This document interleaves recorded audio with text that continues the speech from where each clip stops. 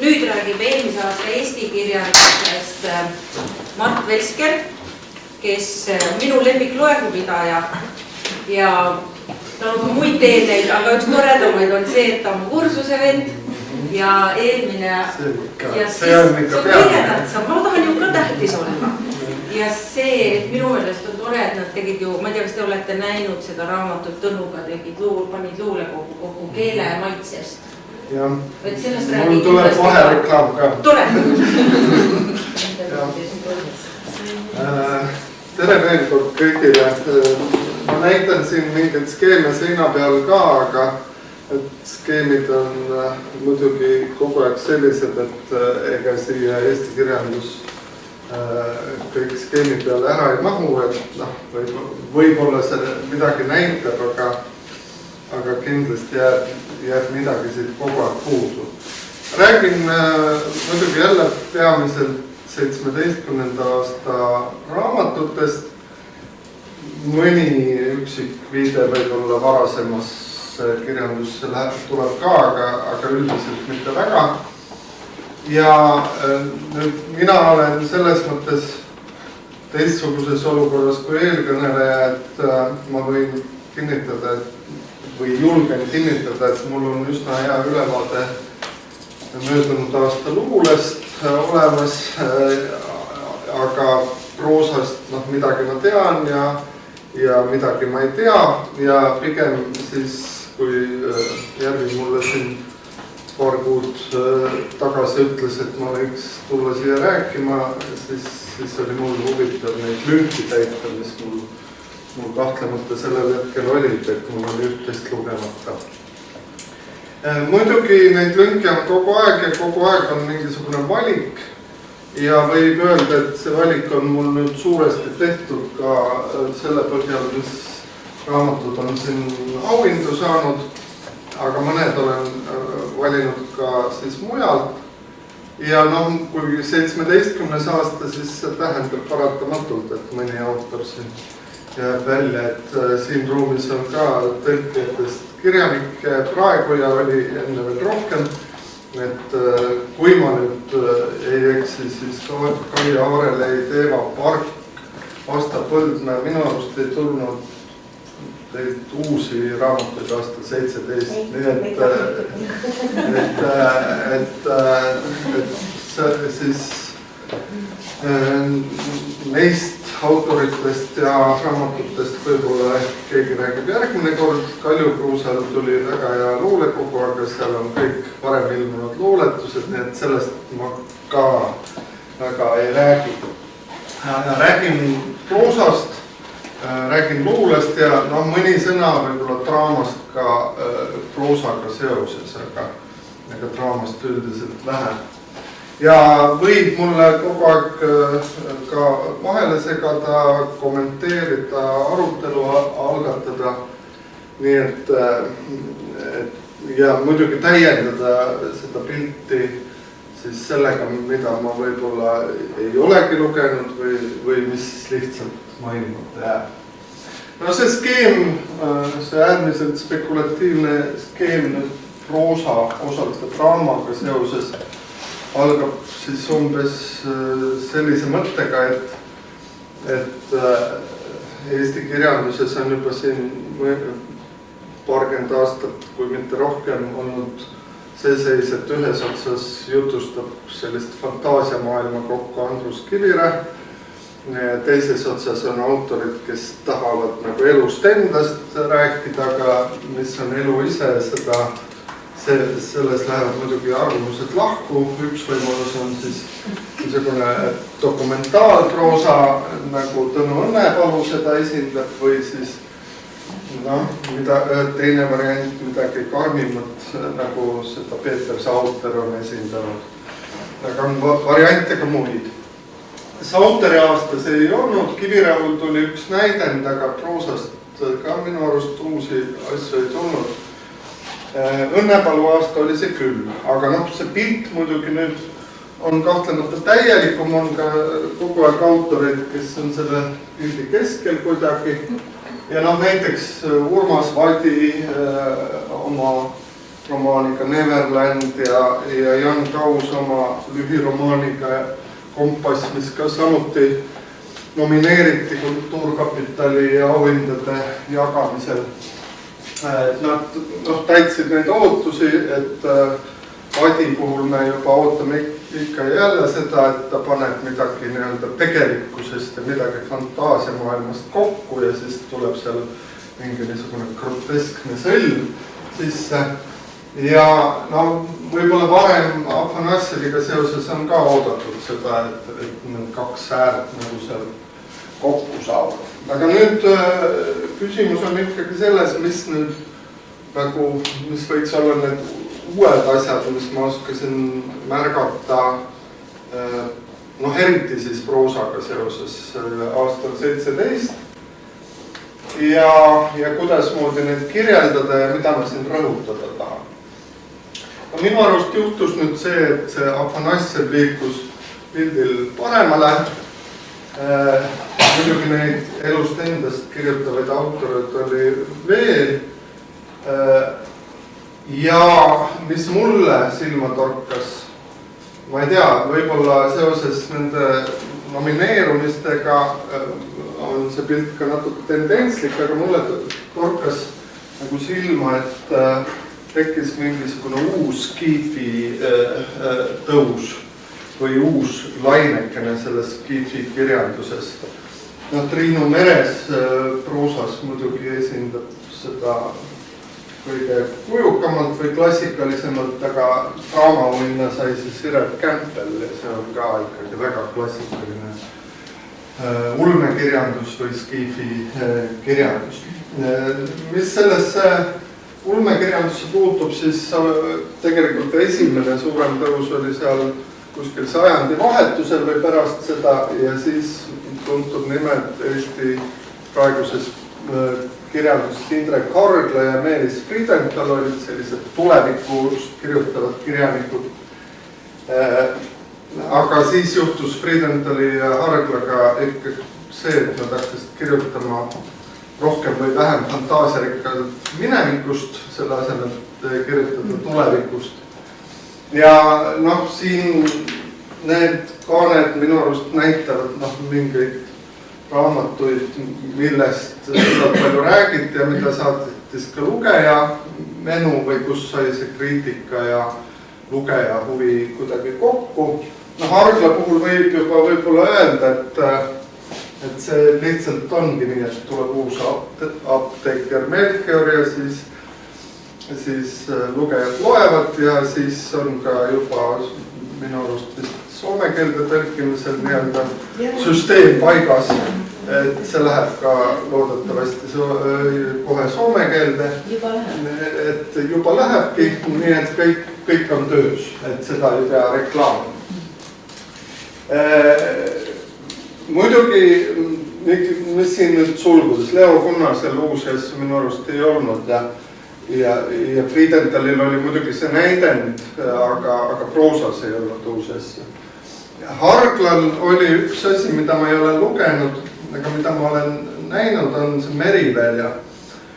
Merivälja siis tuli sarjana, telesarjana ja kui siin öeldi, et ei tea, kas see Sorjonen ikka õnnestus. Ma vaatasin Sorjost, ma vaatasin Meriväljat ja ma ikka ütleks, et Sorjonen tuli enam-vähem puhtalt välja, aga see Merivälja oli kole.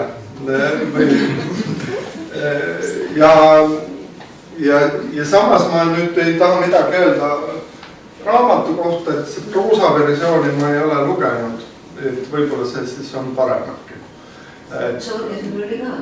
Jah.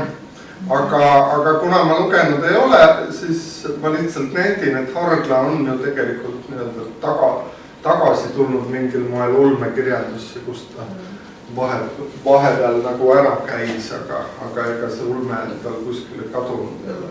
Nii et selles mõttes ka see ulmekirjanduse uus tõus võib-olla paistab silma. Aga siin nüüd on jah, et on osa raamatuid ja tekste, mis täidavad ootusi.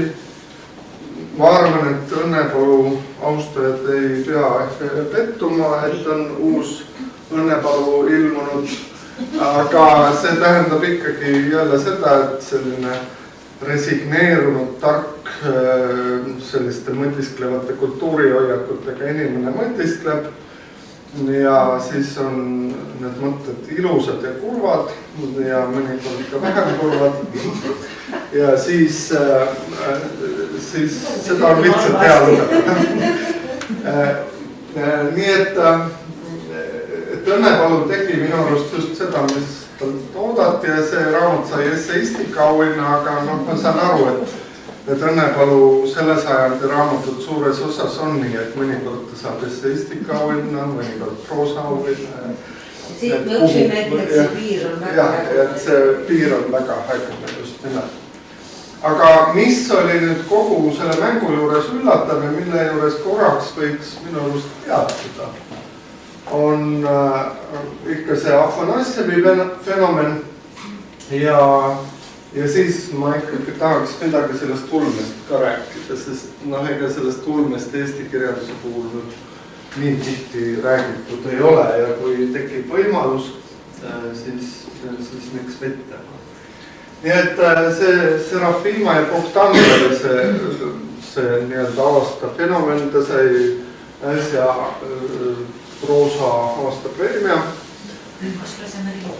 Ja ei, võib lasta ringi käima ja muidugi ta on mitu preemiat saanud, et ta kõigepealt ja see torkas nüüd silma Kultuurkapitali auhindamistel ka, et seal oli ridamisi just proosas raamatud, mis olid saanud auhinna Kirjanike Liidu romaanivõistlusel ja siis omakorda nad võistlesid siin ja said jälle auhindu või kes sai, kes ei saanud.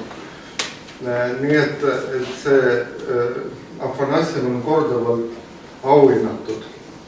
Ja nüüd on küsimus, et kas seda tasuks tõlkida, kas see on hea.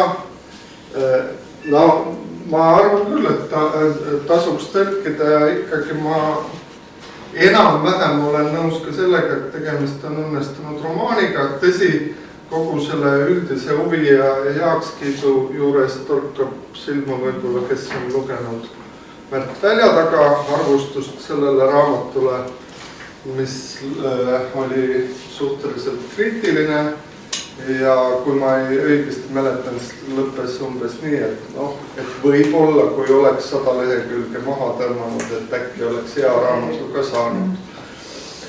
Aga siin tähendab, ma arvan, et on Eesti lugeja seisukohalt ikkagi mingeid probleeme ka. Üks probleem võib olla ka see paksus muidugi. Ja nüüd Afanasjev ju Postimehe intervjuus ütleski, et ta luges Aleksei Tolstoi Peeter Esimest ja siis mõtles, et ta tahab ka midagi nii suurt teha. Ja siis ta lihtsalt pidi nii paksu raamatu kirjutama. Ja teine probleem sellega minu arust on see, et tegevus käib siis Peipsi ääres Vana-Usuliste küla või külade, mis seal ridamisi on. Ja seal see jutustamisstiil on väga seletav, võiks öelda. Ja see avaldub teksti sees ja see avaldub ka otseselt joone all. Eriti romaani esimeses pooles on joone all mitmeid pikki seletusi, mis võivad Eesti lugejale ka mõnikord üleliigselt tunduda. Ja jällegi juba jõudis Afanasjev seda kommenteerida, muidugi ilmselt ka vastates kaudselt siis sellele Välja taga kriitikale. Ta nagu ütleski umbes nii, et aga ega ma ikkagi mõtlesingi, et seda tõlgitakse ju ja tuleviku inimesed tahavad ka seda raamatut lugeda, siis peab aru saama, mis seal toimub. Ja ma arvangi, et tõlkimise seisukohast on see isegi võib-olla tänuväärne. See oma fail seletustega. Just kommentaari. Aga ma arvan, et see võiks nagu Soomes, ma ei tea, mis teie arvate, aga ikkagi olla edukas, kuivõrd see on nii-öelda Eesti eksootika. Ta on eestitlase enda jaoks eksootika, et seda Saaremaa eksootikat on juba küllalt palju ekspluateeritud ja Hiiumaa oma ka ikka oma eksootika. Aga et siis nüüd see eksootika. Ja et see soomlasele paistab ka võib-olla umbes samasugusest perspektiivist. Et ma ei tea, kas on juba nagu plaanid kellelgi olemas varalist küsida veel. Et ma kujutan ette, et seda saaks pakkuda Soome turule küll. Võib-olla see paksus on natuke seal probleeme, võib-olla mõni asi. Aga jah. Nüüd, mis sellest ulmekirjandusest või skifist? Tähendab, nomineeritud oli Triinu Meres, oli nomineeritud OVM Suur ja üldiselt Eesti on nii väike, et kui ilmub mingi kirjaniku nimi, mida üldse ei tea, siis mul tekib küll huvi, et huvitav, kust kelle varju nimi. Et kes see on ja ma ei oskagi öelda, võib-olla teie oskate täpsemalt sellest autorist rääkida. Igatahes nii palju mul huvi oli, et üks esimese raamatud, mida ma siis nii-öelda programmiliselt kätte võtsin, oli see. Kuidagi õpetlik muidugi, et poliitiline lähitulevik või poliitilis-militaarset fantaasiat lähituleviku teemal ja keda huvitab mõelda selle üle, et mis võib Eestist saada siis, kui Putin ära sureb, siis võib seda lugeda ja selle üle fantaseerida. Aga minu lühike nending on ikkagi see, et see peaks olema paremini kirjutatud, et ta ei ole piisavalt mitmeplaaniline. Sündmustik on väga hästi kontrolli all, aga kui mõelda, et need militaarfantaasiad ja tulevikuvisioonid kuidagi kirjandusliku andega kokku võiksid saada, siis ikkagi Leo Kunnase uut raamatut ilmselt tuleb siis oodata, et need ootused täituksid. Aga see Merese raamat on küll minu arust paremini kirjutatud või täiesti hea klassikaline ulmeromaan, lihtsad valikud ja samas muidugi et kui küsida, et miks Soomes peaks näiteks avaldama seda, siis ma täpselt ei tea. Selle puhul võib ette kujutada, et jah, et mis saab Eestist, mis poliitilised tendentsid. Muidugi Soome mängib siin täiesti tühist rolli. Sellel OVM Suurel on Soome mõttetu maa, millest on mingit abi. Lätist on ka rohkem abi. Et Soomega ei ole nagu peale hakata. Aga siin Meresel pole isegi planeetmaaga midagi tegemist, et see on hoopis teine planeet, väga imelikult kokku pandud ühiskond, kus mingid niisugused feodaalse korra jooned siis mingite muude asjadega põimuvad. Aga seda võiks küll mõelda, et siin on ikkagi mitmes variandis ja võib-olla eriti Meresel ja siis muidugi ka selles Campbelli näidendis tulevad esile niisugused klassikalised eetikaprobleemid seoses tulevikuga, jah. Mul tuli just meelde, et Soomes on ju ka hästi nagu või üsnagi suur see ulmealakultuur, ja eestlased on pannud kokku 2 Soome ulme nagu sellist kogumikku, et nüüd tuleb juba selline tunne, et oleks hea võimalus panna Eesti ulme antoloogia kokku. Nüüd juba hakkab saama, sest 20 aastat tagasi seal oli imevähe või peaaegu mitte midagi, aga nüüd selle 20 aastaga nüüd on midagi tekkinud. Ja võib-olla just minu enda jaoks see Meres on ühe luulekogu varem avaldanud, aga siis ikkagi minu arust väga tugeva käega proosakirjutaja. ja noh, ma täitsa nagu mõtlen, et ma võib-olla loen teda edaspidi ka. Et igaühe puhul seda tunnet ei jää. Seda Campbelli auhinnatud näidendit, noh, ma väga pikalt ei kommenteeriks, ma ei ole seda teksti jälle lugenud, ma olen näinud küll teatriversiooni Vanemuises. Aga seal ilmselt peab ikkagi nüüd vahe olema, muidugi ta ongi ikkagi teatrile orienteeritult kirjutatud ja samas see orienteeritus tähendab seda, et ta on väga tehnoloogiline. No, ma ei ole tegelikult oma elu sees niisugust nii tehnilist lavastust üldse nagu näinud. Tähendab, et seal põhiliselt tehnika juba mängibki. Ja kui tehnika läheb rikki, nagu ühel õhtul Vanemuises ta oli, siis seda ei saagi mängida. Jah.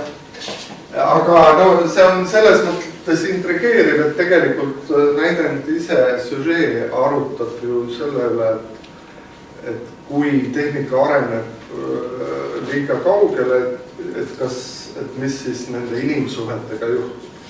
Aga nüüd samas nagu see lavastamise viis problematiseerib seda teistmoodi. Siis minu kõige suurem lünk tõenäoliselt, mida ma lootsin, et ma jõuan läbi lugeda, aga ikkagi ei jõudnud, on see Eva Kohvi romaan. Teie ütlete, et kes seda saaks soome keelde ka tõlkida. Tähendab, ma ju olen arvustusi lugenud ja mulle tundub, et seal midagi tõesti võiks olla, eks ju, naiste lood erinevatel aegadel. Ja niisuguses, ma saan aru, ikkagi suhteliselt klassikalisel viisil jutustatud, et sellele Eva Kohvile võiks mõelda. Aga noh, kuidas ma selle slaidi olen nüüd õieti siin kujundanud, on see, et siin on nüüd debüüdid romaani vormis ja siin on nüüd paar lühiproosa näidet. Ja Eva Kohvi puhul muidugi on natuke võib-olla valega rääkida kirjanduslikust debüüdist, sest lastekirjanikuna vähemalt olid ta juba varem tuntud, aga romaani vormis siis esimene selline esiletulek ja tundub, et tugev ja ma loodan, et ma nüüd lähemal ajal ikkagi seda ise ka loen seda Eva Kohvi raamatut. Eva Kohvi raamat oli jälle sellel Kirjanike Liidu romaanivõistlusel ja siis tuletan ikkagi meelde, et on ka see tänapäeva romaanivõistlus ja sealt tuleb just niisuguseid paljutõotavad algusi. Ja siin see Madli Lipur ilmus küll juba 2016, võitis selle võistluse seal tänapäeva kirjastuse korraldatud võistlusel ja võitis ka siis selle Meti Alvari debüüdipreemia. Keelatud armastuse lugu ja kõik mis veel. Aga nüüd mida soovitada näiteks tõlkijatele? Mina olen kõige rohkem proosast mitu korda lugenud seda Oliver Bergi Venna armu lihtsalt sellepärast, et ma seda raamatut toimetasin ja siis mul hakkasid juba laused pähe jääma. Minu arust ka väga hästi kirjutatud romaan, ainult et ma muidugi oletan, et selle tõlkimisega on ikkagi rohkem probleeme, sest sündmustik on seal küll olemas, üsna selge, võiks öelda ka sotsiaalse tagapõhjaga, aga nagu paljud lugejad on öelnud, ta on nii kohutavalt aeglane, et lihtsalt ei jõua ära oodata, et mis seal nüüd tegelikult juhtub. Ja see aeglus on sihlik, et ta niisuguste korduste ja tagasi tulemiste peale on ehitatud. Ma muidugi selle autoriga seal nagu diskuteerisin ja ikkagi natuke lühemaks ikkagi jäi see raamat toimetamise käigus, aga jah, et temas võib-olla seda niisugust müügipotentsiaali võib-olla on vähem kui teistes, ma arvan.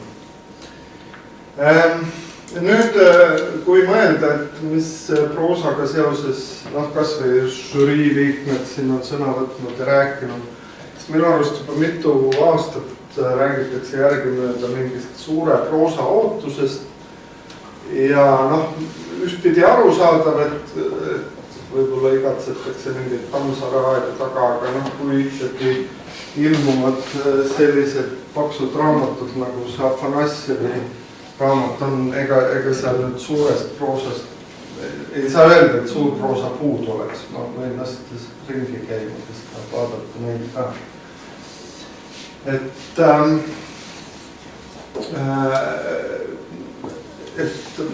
seda romaani žanri ikkagi on päris esinduslikult.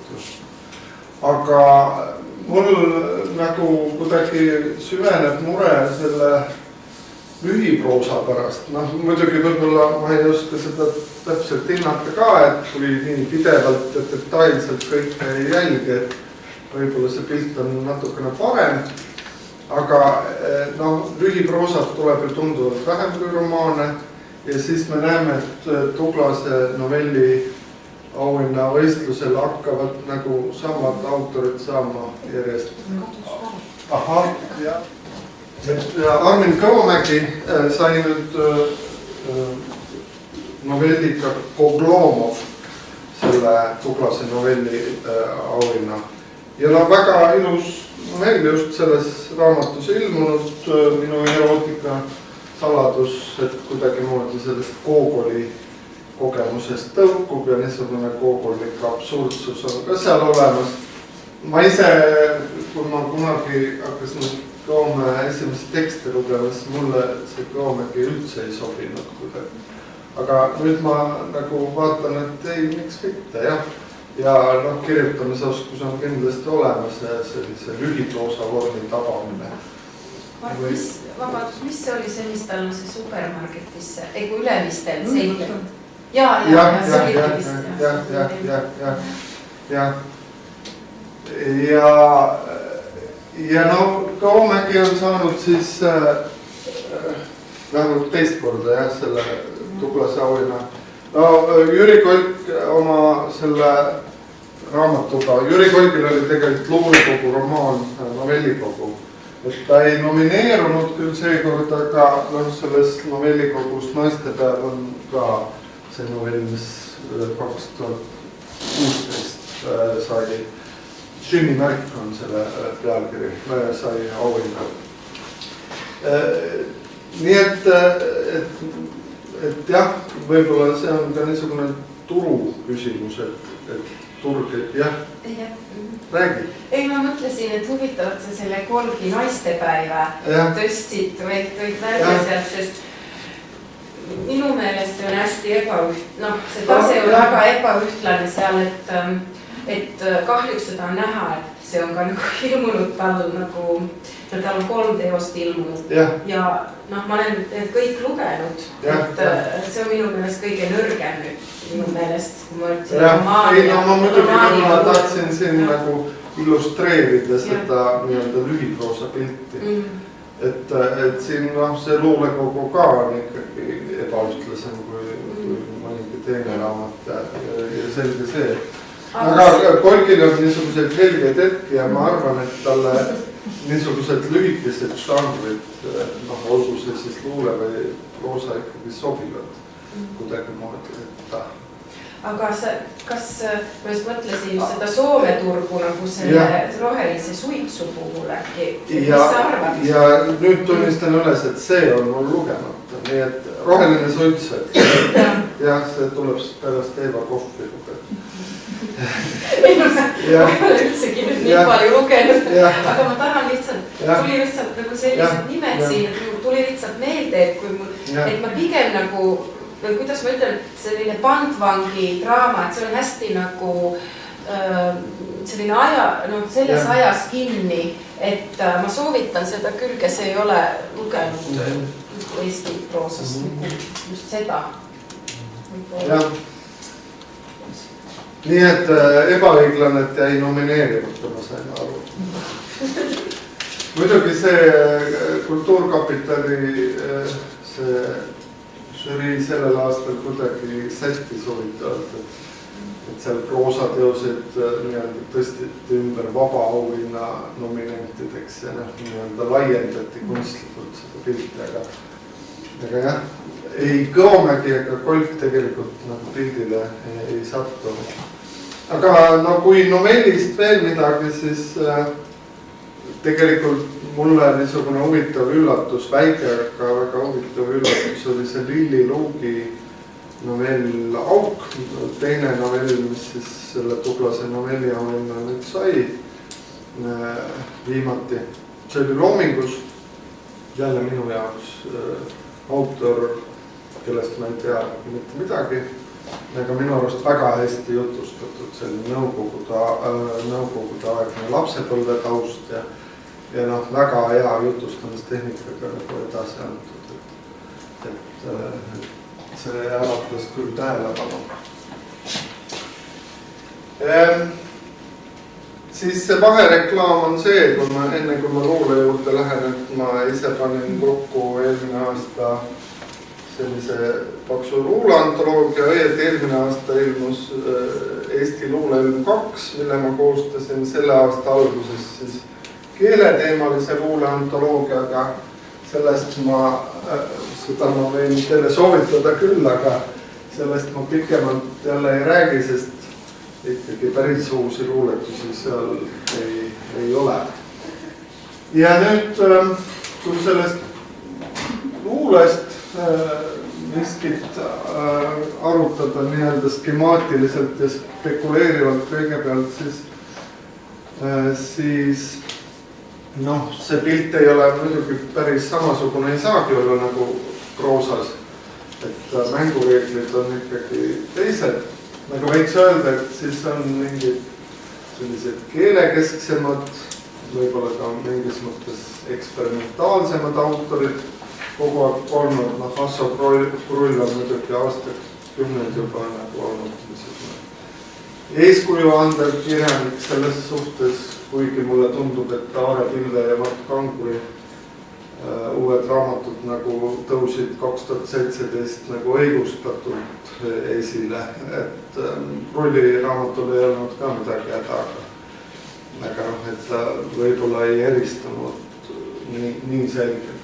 Ja siis teisel pool ei saa ka öelda, et tingimata elu ise, aga et seal on siis kas selline ilus luule või mis nagu klassikalisi ideaale võiks kehastada.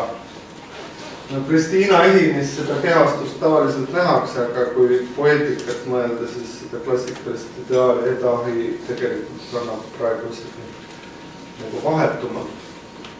Või siis mingi niisugune rämedam poeedihoiak, kas kontra variandis või Jürgen Rooste variandis või veel äärmuslikumalt FS-i variandis. Ja võiks arvata, et siin on nüüd mingi väga suur vahe. Mul jäi meelde, et kui oli see nomineeritud autorite õhtu Tartus, siis Kristiina Ehini luulekogu oli seal ka nomineeritud, ta esines, küsiti siis, et mis on viimase aasta lugemiselamused, siis Kristiina Ehini kõige suurem lugemiselamus oli kontra, nii et ega tegelikult seal on ühisosa ka ja eriti kui me mõtleme siin kas või sellele, et Kristiina Ehin mitte ainult ei ole kirjutanud luuleraamatusse ridu, vaid laulusõnu näiteks siis ja esitanud samuti. Miks on see Kalju Kruusa sulgudes? Kalju Kruusa. Sellepärast on sulgudes, et Kalju Kruusa on minu jaoks äärmiselt oluline autor, ma tahtsin kindlasti panna ta tahvlile, aga kuna tegelikult ikkagi uudiskogu tal ei ole 2017, siis ta satub sulgudesse samamoodi nagu, ma ei tea, Peeter Sauter seal sattus sulgudesse proosas laenuti. Nii et ootame Kalju Kruusa uut luulekogu, siis lähed sulud ära. Loodetavasti paari kuu pärast. Nii, muidugi keegi on jälle seal keskel ja siis midagi jälle muutub. On muidugi kiusatus öelda, et keskpunktis on Jaan Kaplinski, aga tegelikult ikkagi, kui ühest Eesti luuletajast saab venekeelne luuletaja, siis nagu keeruline näita, et on Eesti luule keskpunkt. Ehkki see on kahtlemata võimas metamorfoos, aga Kaplinski venekeelse autorina auhinnatud seejuures. Kautsülle võrukeelse või ta vist arvab praegu, et setukeelse, ütleme siis setukeelse autorina on ikkagi mingisugused alternatiivid sellele keskmele või kuidagimoodi kalduvad sellest keskmest kõrvale. Aga neid sünteesivaid põnevaid lahendusi on siin minu arust ka. Karoliina Pihelgase luulekogu, Andrus Kasemaa jäi mul maha, Kaur Riismaa ja nüüd mõnest ma siin räägin ka. Mul on ju veel ikkagi aega, jah. Aga muidugi võib siin arutada mingeid asju. Tähendab, mis siin nüüd uut tuleb ja mis siin jälle minu arust muutub. Ma isegi ei oska väga palju niisugusi suuri nihkeid esile tuua. Tuleb uusi autoreid, minu jaoks debüütidest on olnud Tallike Mändla, Anneleele Kaldma, praegu huvitavamad. Ja kui nihe, siis muidugi on see Keiti Vilms, kelle puhul võib üldse küsida, et mis žanr see on, eks ju, et aga proosa ta ei ole, et ta on mingi lühivorm, mida ilmselt tajutakse luule taustal kuidagi või siis hoopis uue internetikultuuri taustal väljaspool kirjanduslikku konteksti. Vaataline tal on veel minna. No jah. See Keiti Vilms mul veel korra kuskil siin slaidil tuleb, aga ma arvan küll, et need kaks raamatut on kõige enim räägitud raamatud. Aarepill muidugi sellepärast juba kasvõi, et ta on kõige rohkem auhindu saanud, see luulekogu.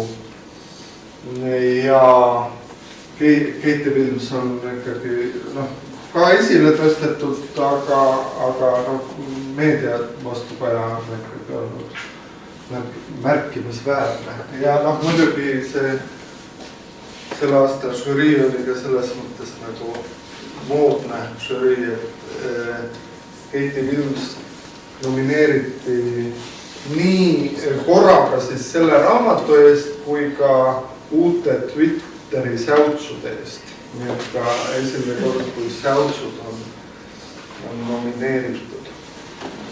Me lähevad arvesse kuidagi muud.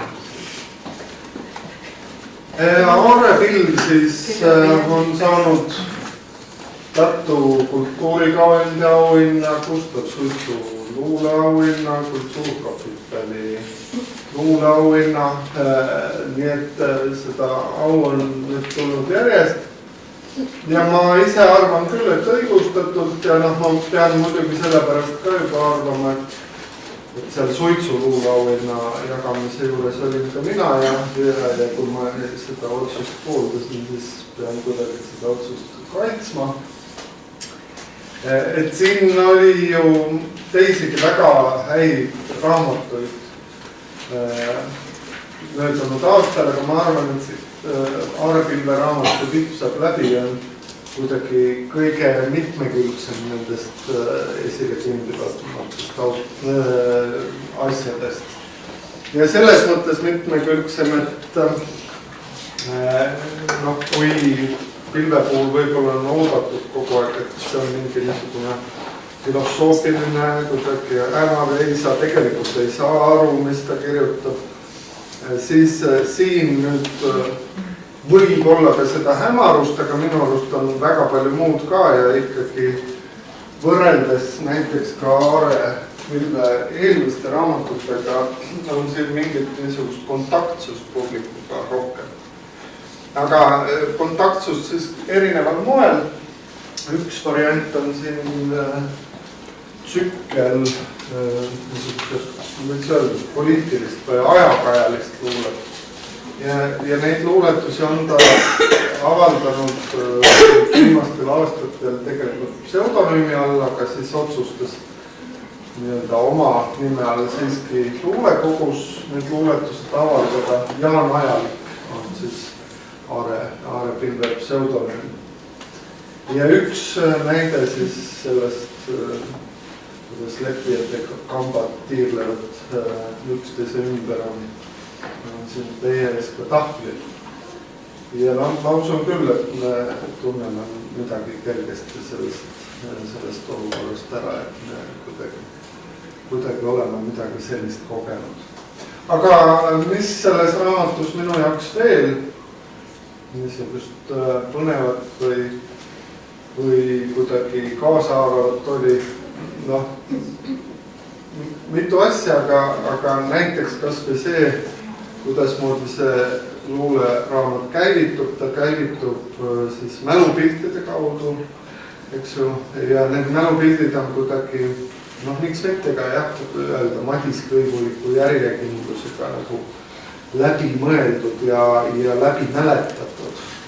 Aga siis luulevormis, kuigi see luulevorm vahepeal vaheldub või võib öelda, et seal on mitmes žanris või mitmes vormis tekste ühes koos selles raamatus.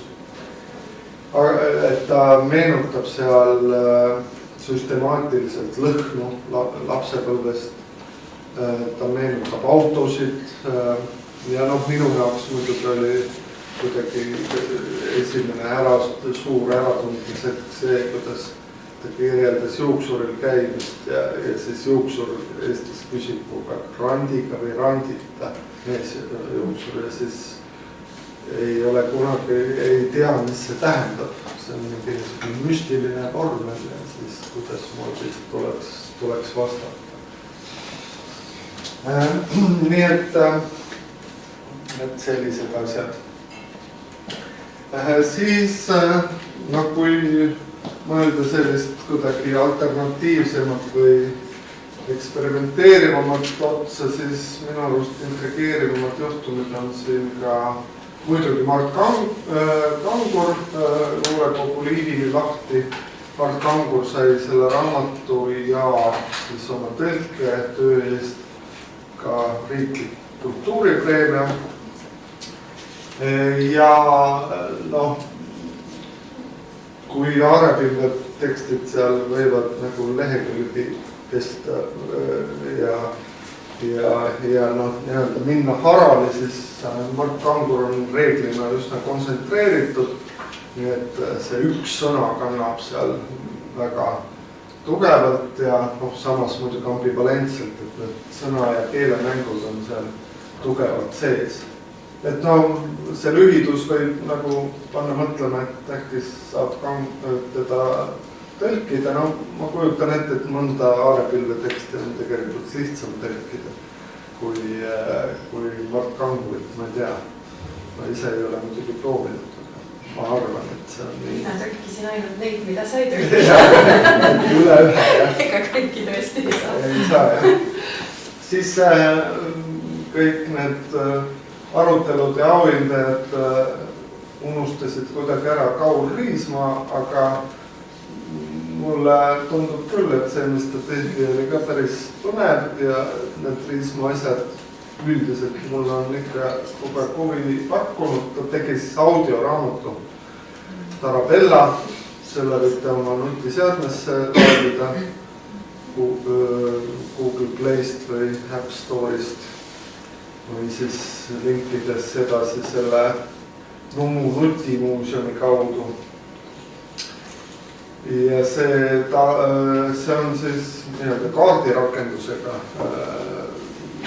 raamat, mida ma nagu õigel kujul ei ole kuulanud või ei lugenud.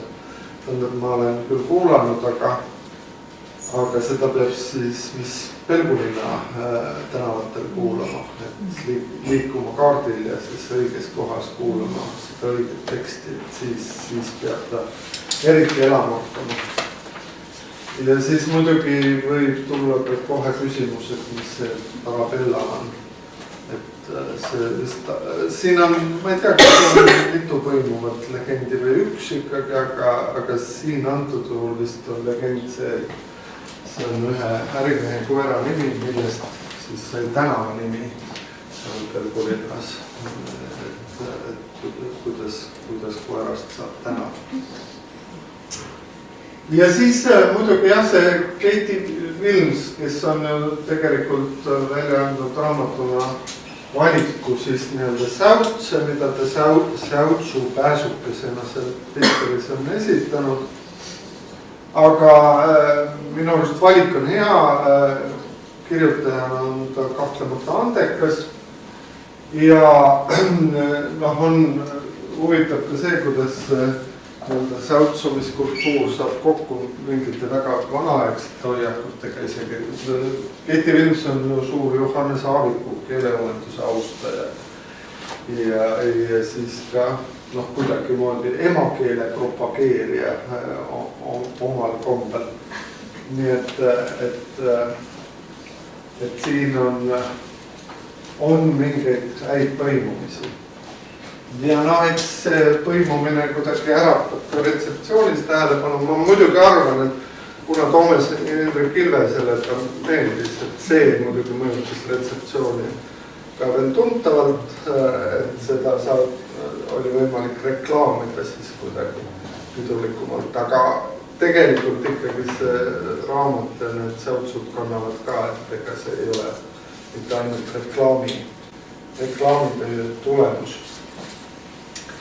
Ja siis jah, paar debüüti siin veel kord teie ees ja siis võib-olla veel mõni niisugune kogu, mis mulle kuidagi korda läks, Kasemaa ja Pihelgas võib-olla siin sellel pildil eriti, aga et mis nagu neid erinevaid pooli keelekesksemalt või siis elukesksemalt vaatenurka kuidagi ühendavad. Annelele Kaldmaa, see Oliver on muidugi kahtlemata üks silmapaistvamaid debüüte. Ma arvan, et temast veel siin hakatakse rääkima ja siin mängib kaasa ka see, hea kirjutamisoskus nagunii, jah. Aga mängib kaasa ka see, seda võib ikkagi lugeda kui mingis mõttes terviklikku poeemi. Et see Oliver on nagu raamatu peategelane ja siis ta alustabki sellest, et ta nagu tegelikult ühtegi Oliveri ei ole tundnud, aga siis see Oliver hakkab seal liikuma ja mingil moel niisuguse tulekandjana siis hakkab seda tegevust edasi suunama. Selle Talvike Mändla puhul mul endal oli nagu, ma ütleks, sama huvitav lugeda kui seda Kaldmaa. Ma arvan, et kui temast nii palju ka ei räägita või kes teab, eks aeg näitab, kuidas see asi läheb, et siin on võib-olla küsimus ikkagi selles, et see on kuidagi traditsioonilisem tundeluule, mis on siis võib-olla mõnikord ka niisuguse mütoloogilise tunnetusega seotud. Aga minu arust väga värske keeletunnetusega kirja pandud. Andrus Kasemaa olla luuletaja on siis sellise laisklemise ja vedelemisluule niisugune järjekordne suur manifest, aga seda on need Kasemaa asjad kogu aeg olnud, aga näiteks siin kohal ka see tugev patsifistlik hoiak, mis silma torkab ja kuigi Kasemaa siin andis mõne aasta eest välja raamatu pealkirjaga Minu viimane raamat, et siis on ikkagi tore, et see ikkagi viimaseks ei ole jäänud. Karoliina Pihelga see pimeduse pisiasjad on niisugune väga tugevalt terviklik ja noh, nagu võib aru saada või nagu ta ise on kommenteerinud, et see on raamat ka, mis ongi väga terviklikuks tihendatud või komponeeritud, et osa tekste on küll varem sündinud, aga tegelikult ikkagi ta on põhiosas nagu lühikese aja jooksul kuidagi intensiivselt kokku pandud ja kirjutatud. Nüüd võib-olla viimasemaid küsimusi siin selles seltskonnas võiks olla see, et kus need Soome peegeldused siis minu lugemislaual hakkasid paistma või kus see eesti kirjandus siis Soomet peegeldab. No kõige rohkem muidugi või kõige otsesemalt peegeldab seda Jürgen Rooste luulekogu, mida ma siin slaididel ei ole maininud ja mille pealkiri on nii pikk, et ma igaks juhuks loen ta paberit ette. Onerva ja Leino igavene armastus läbi seinasisaliku läbi poolkodutu kassi silma.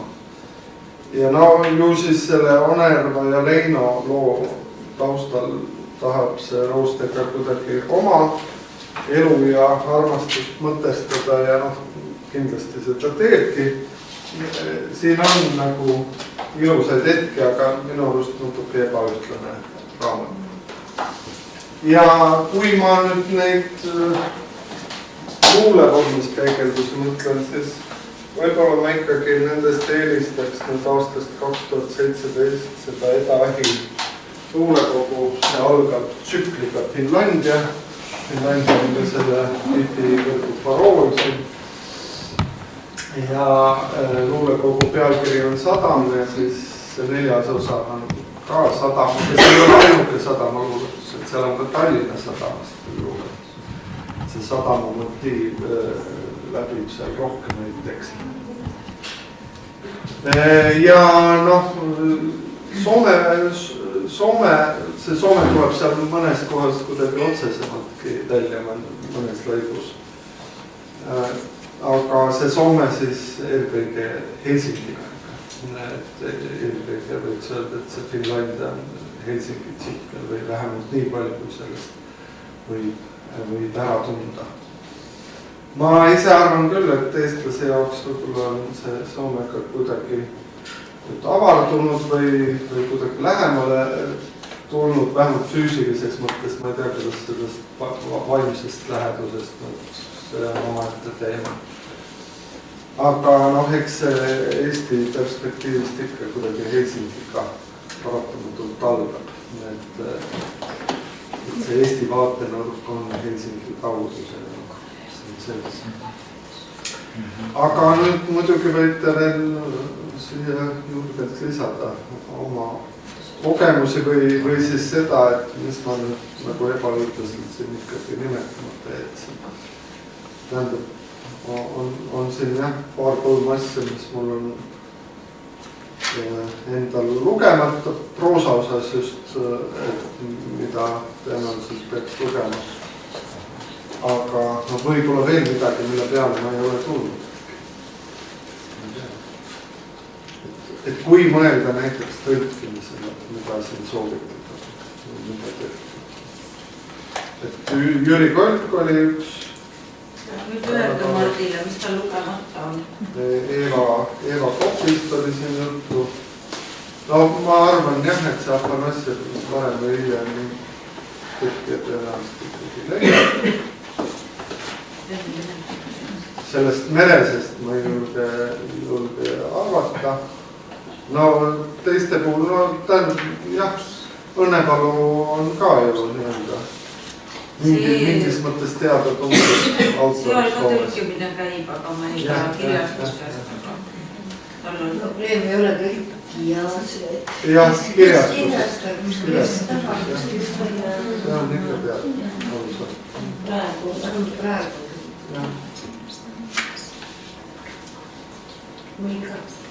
No meil ka, jah. ja kui need, noh, see oli muidugi võib-olla liialdus, et igal Eesti kirjanikul on oma kirjastus, no igal ühel ei ole, aga väga paljudel siiski või üllatavalt paljudel on.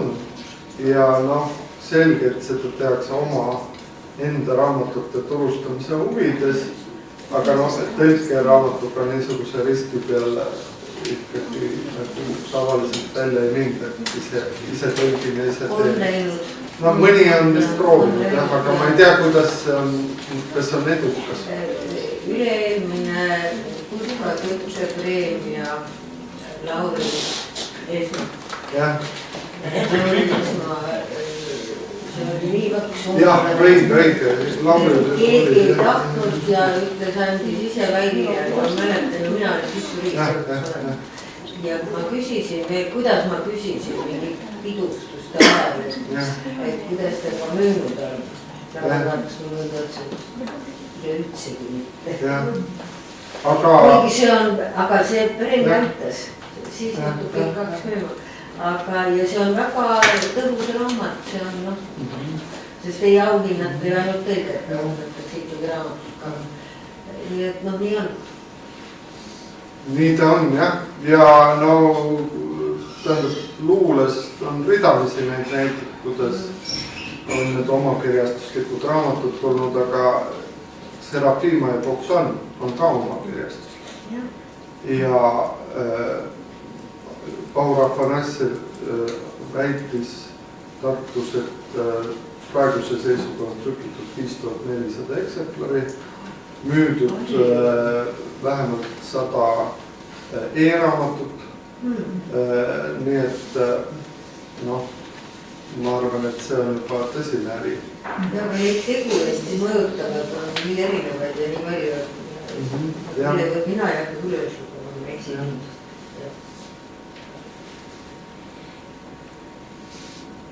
Nii.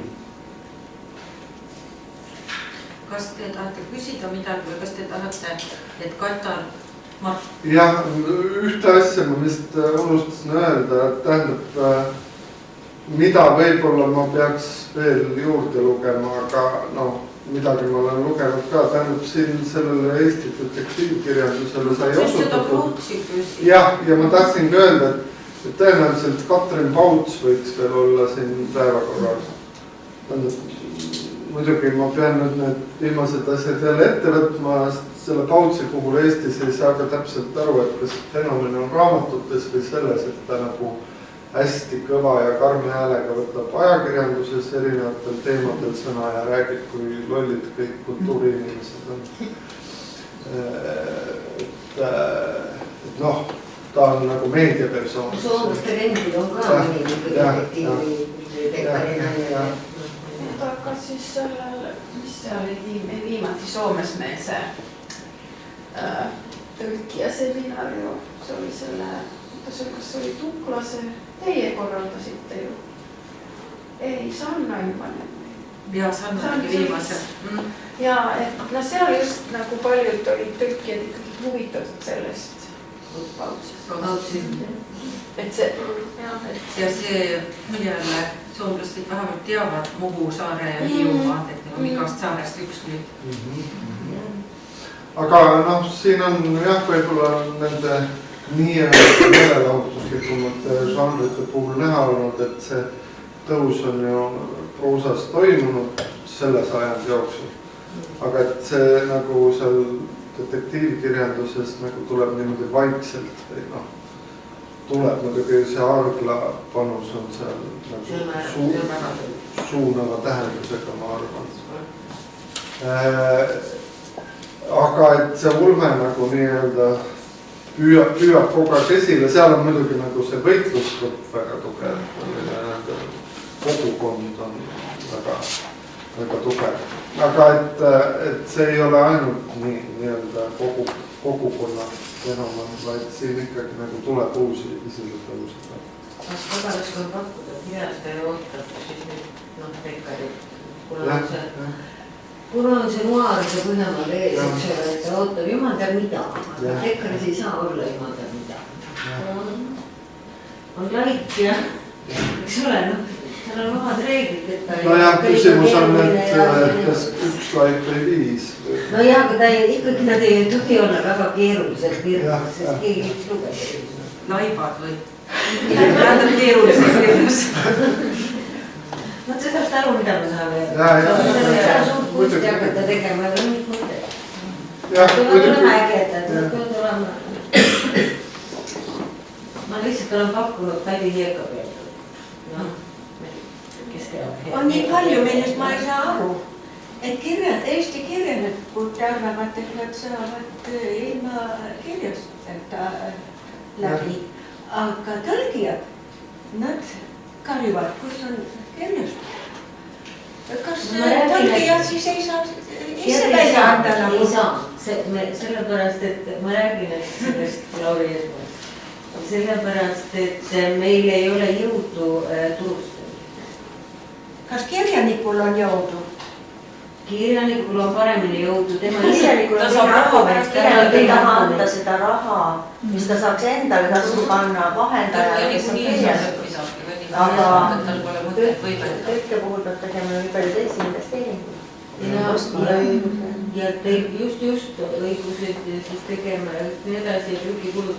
Ja peale seda on veel niimoodi, et siis kirjanik, veel kui ta on ilus ja noor naine, läheb, seisab lava peal, eks ole, ja kõik plaksutavad ja ostavad tema raamatu. Aga tõlkijal ei ole... Ilust kandasugi. Ei ole, noh. Tähendab, ma räägin niimoodi kardit juttu, aga see on niimoodi. Isiksus ei loe, kirjanikud muu loeb isiksus.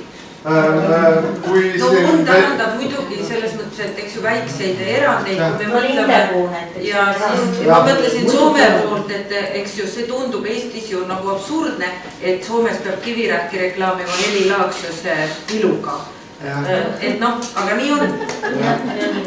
Aga seda ma just tahtsin lisada, et paar näidet nagu on nii-öelda tõlkele orienteeritud oma kirjastustest. No Lindepuu on muidugi selline ennastsalga võitleja, aga nüüd uuematest asjadest või tegijatest, noh tegelikult see kirjastus Kaksikhammas, mille on teinud Karoliina Pihelgas ja Asso Krull, see ongi sellega mõttega tehtud, et antakse Pihelga luulekogusid välja, Krulli raamatuid välja ja tõlkeid. Ja noh, luuletõlkeid peamist. Et see on nagu mõte, nii et noh... Viimane aeg juba siis selline. Aga no võib-olla just need luuletõlke asjad siin torkavad silma selles mõttes ka, et need on täiesti lootusetud asjad. Et siis peab olema juba nagu ühelt poolt peab olema toetus, et see raamat üldse tõlki pääseks ja teiselt poolt mingi niisugune fanaatiline usk, et seda on vaja. Seda nüüd on. Jah, õnneks seda veel mõne. Siin on fanaatiline usk selles, et tegemist on bestselleriga, milleks on tegelikult vist Fanaatiline mõnel võib olla veel niisugune rumal fanaatiline usk, et päriskonnal on päris usk. Et kuidas siis? Ma ei tea, kas see on saladus või ei ole, kas te tahate teada, mis aasta soome keeles ilmuvad, kas sa Kata paljastad, sa oled kõige värskemal kursis? Ma ei usu, et see saladus on. Noh, paljastad, aga kui te tahate teada. Ma küsin. No nüüd ilmub siis Linnade põletamine ilmub, mis on väga tore. See vist ei ole saladus. Kai Linnade põletamine. Siis ilmub Gogoli disko. Ja Andrei Ivanovil ilmub üks raamat. No ei mäleta mis. Aga ja siis muidugi Arglad, üks Melchior, viimane. Ja sellega oligi probleem, sest kirjastus vahetus. Aga nüüd tuleb, jah. Ja siis loodame, et tuleb veel Puhkeseene kuulamise kunst. Valdo mingi. See pole vist veel kindel, et ma ei tea, see võib-olla on pool saladus, aga ja siis see Karneole kartulisalat nüüd Heli Laaksose iluga tuleb kohe. Ja see tuleb juba kuu aja pärast. ja loodetavasti lõpuks ometi ka Pirret Raua, üks lasteraamat. Ja ka Kairi Loogi üks lasteraamat, et varem meil ei ole olnud üldse Eesti lastekirjandus. Aga kas Sanna Tõlkes ei pidanud ka see Kristiina Ehil? Tuleb, jah. Võib-olla juba kevadel, aga... Jah, kõik need peaksid ilmuma tururaamatumessiks, kus on siis oktoobri alguseks need peaks olema. Ja see Kristiinat on Sanna valinud erinevatest kogudest. Ei ole kirjutanud ühtegi raamatut. Kristiina Ehini see kohtumised jäi siin kuidagi kõrvale. No mulle lihtsalt tundub, et kui Kristiina enda raamatut kõrvu pannes, mõni varasem on parem tegelikult. Aga mida nüüd võiks veel märgata tema puhul ja nüüd on iga Kereneni puhul on muidugi see, et nad linnakirjaniku ametis Tartus on. Aga üks asi on lihtsalt niisugune ilus tiitel, aga teine asi on see, et ma nagu huviga jälgin, kuidas see linnakirjaniku positsioon muutub selliseks poliitilise võitluse või mitte poliitilise tingimata, aga võitluse positsiooniks. Et nii Niga kui Kristiina on ägedalt sõna võtnud tselluloosi tehase vastu ja see on nagu mõjutanud seda meediapilti ka maal. Teisest küljest on jälle seal see oht, et nende käevangu riputavad ennast poliitikud, kes tahavad pildile pääseda. Meie linnapea on väga hea näide, aga seal on igasuguseid ja see või kaasa tuua selliseid kahtlasi asju ka sellega, et see linnakirjaniku tiitel kui selline libe tee. Nojah, aga õnneks see on nüüd nagu aastane tiitel, 5 aastat pärast seda ei saa uuesti olla. Ühesõnaga, keegi ei saa seal nagu püsima väga jääda sellesse positsiooni. Ja nad oleks nii võtnud sõna avalikult sel teemal, nii Niga kui Kristiina, et selles suhtes see nagu... Ja veel üks asi, et Eestis me ei ole harjunud seda, et on palgaline kirjanik ja linnakirjanik ja see on väga uus meile. Üks võib-olla peaks olema kirjanduse erandud, aga üks raamat on veel nimetamata, on see Konrad Mägi. Konrad Mägi, jah, selle Soome kirjast ja asi on kahtlane, see ei ole leidunud. Aga ta igatahes tuleb ja teda tõlgitakse ja mis jääks valmis ka. Mikitat ei olegi ennem ilmunud, et see nüüd esimene. See on põnev näha ka, kas see midagi üldse soomlastele ütleb. Kas see kõnetab kõiki Läänemere Soomlastele? Sest Läänemere Soomesse puutub veel siis järgi pani siia lauale ka Valter Langi raamatu Läänemere Soome tulemused. Ja seda mitu inimest tellinud Soomest, et too see. Ma küsisin Marti käest, et on see ka hea raamat, et kästi Soome viia. Ei sellest on juttu olnud ja mul on Lahti endagagi juttu olnud, aga jälle ootatud.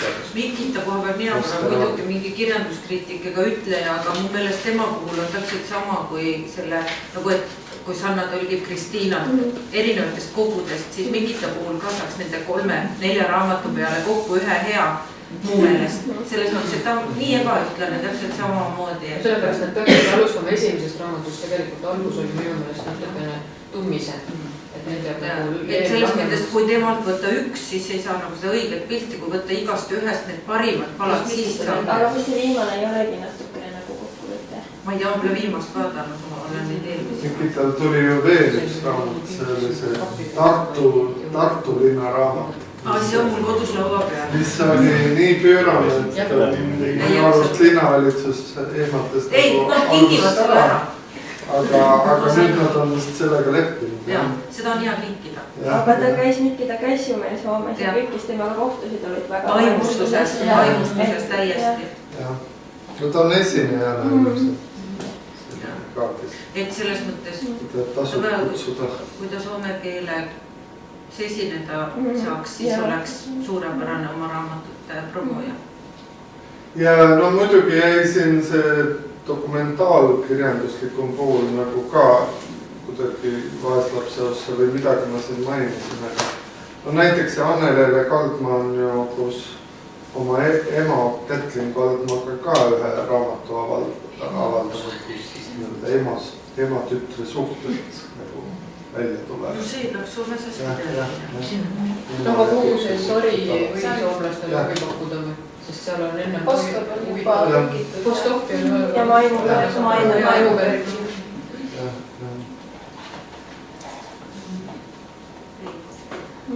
Ütleme niimoodi, et ei pakku. Postovi Moreni ostis kirjastaja, ostis odava ära ja sinna see Moreni jäi, nüüd annab šokikudumise raamatuid ja lubas küll alguses, et annab ta oli ka hargakirjast lubas, et mis siis, et odava ostis, me anname ikkagi hargjalt välja, ei nad ei anna enam hargjalt välja, noh nii lähebki. Ja et ühesõnaga ma ei saa väga ilusat tulevikku siin ennustada.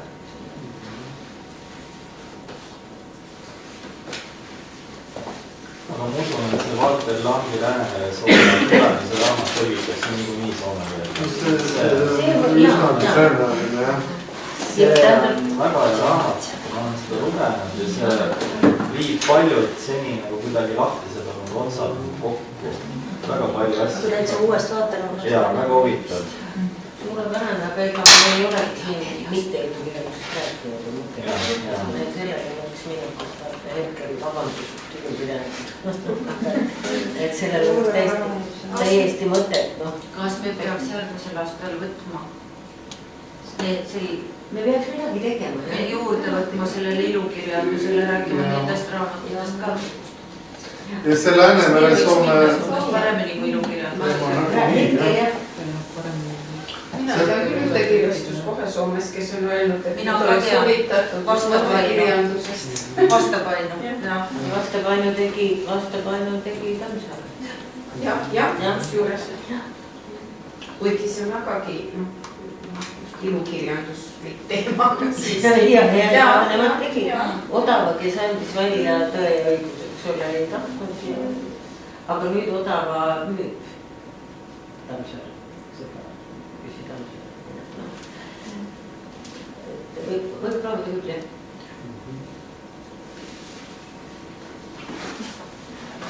Mart, Põlismäe 100 oli eelmine aasta, aga Eesti koostöös. Ma vaata, kas säiduvusaeg on.